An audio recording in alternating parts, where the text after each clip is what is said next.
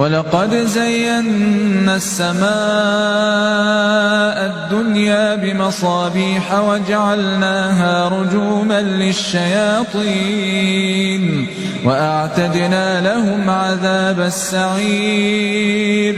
وَلِلَّذِينَ كَفَرُوا بِرَبِّهِمْ عَذَابُ جَهَنَّمَ وَبِئْسَ الْمَصِيرُ إِذَا أُلْقُوا فِيهَا سَمِعُوا لَهَا شَهِيقًا وَهِيَ تَفُورُ تَكَادُ تَمَيَّزُ مِنَ الْغَيْظِ كُلَّمَا أُلْقِيَ فِيهَا فَوْجٌ سَأَلَهُمْ خَزَنَتُهَا أَلَمْ يَأْتِكُمْ نَذِيرٌ قَالُوا بَلَىٰ قَدْ جَاءَنَا نَذِيرٌ فَكَذَّبْنَا وَقُلْنَا مَا نَزَّلَ اللَّهُ مِن شَيْءٍ إِنْ أَنتُمْ إِلَّا فِي ضَلَالٍ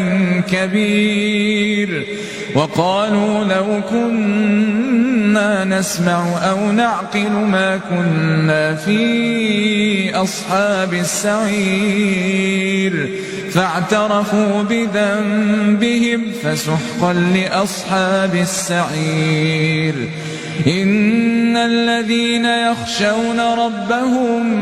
بالغيب لهم مغفرة وأجر كبير وأسروا قولكم أو اجهروا به إنه عليم